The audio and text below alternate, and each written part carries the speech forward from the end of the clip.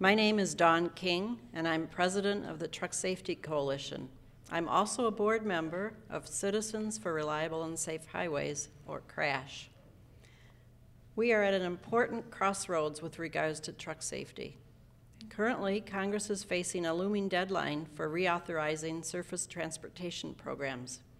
On July 30th, the Senate passed the DRIVE Act, which is a multi-year, multi-billion-dollar piece of legislation reauthorizing surface transportation policy. Included in the DRIVE Act is the so-called safety title, which is loaded with anti-truck safety provisions that will jeopardize truck drivers, motorists, passengers, bicyclists, and pedestrians. Thursday of this week, right in the next room, the House Transportation and Infrastructure Committee will mark up their version of a long-term surface transportation bill. These bills have historically represented an opportunity to secure provisions that will improve truck safety.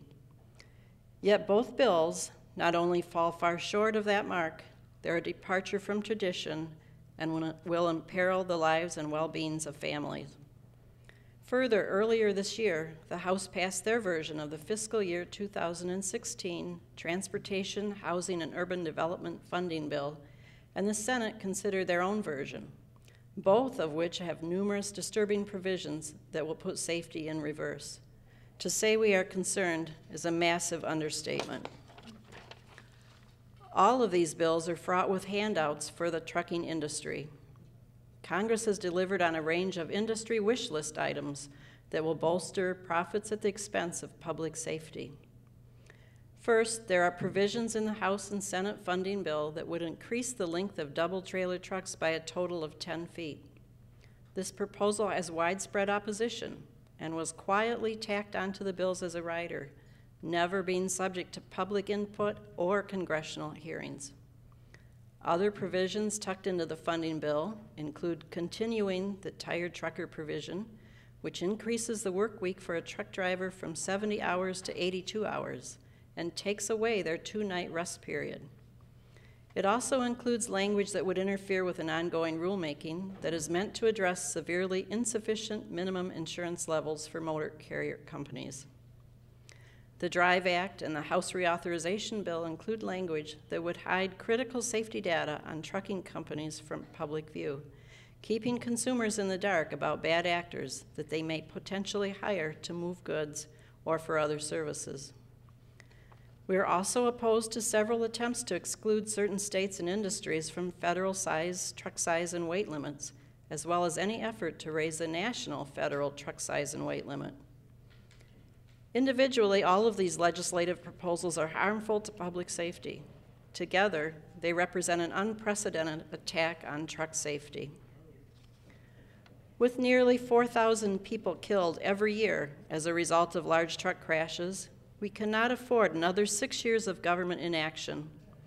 We can't afford another 6 years of hundreds of billions being spent on commercial motor vehicle crashes, and another 6 years in which almost 25,000 people will needlessly die. These crashes can happen at any time, to anyone, anywhere. And the problem continues to worsen. Between 2009 and 2013, large truck crash fatalities in the United States increased by 17%, and by 31% in my home state of Michigan. During that same time, pedestrians and bicyclist fatalities resulting from large truck crashes skyrocketed by 31% and 39% respectively. Additionally, these policies continue to make a dire situation even worse for the drivers themselves. Trucking is continually considered one of the most unsafe professions. So it should come as no surprise that along with the increase in pedestrian, bicyclists, and motorists of large truck crashes, there are also a 30% increase in truck driver fatalities over the same time period. Clearly, this is a problem that Congress must work to address. While the data and statistics are all compelling, we must step back and remember that these numbers represent real lives, real people, real families, who are forever changed because of a truck crash. In 2004, my father, Bill Badger, was killed near the Georgia state line by a tired trucker who who had fallen asleep at the wheel after driving all night. Unfortunately, my story is not unique. Today, you will also hear from the co-founder of Parents Against Tired Truckers, Russ Swift, who started the organization after a teenager truck driver killed his son, Jason.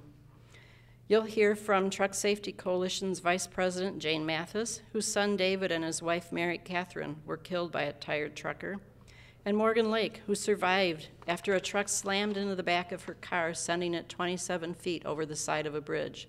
And Santiago Calderon, one of the students who survived a FedEx double tractor trailer crashing into a bus carrying high school students on a college tour.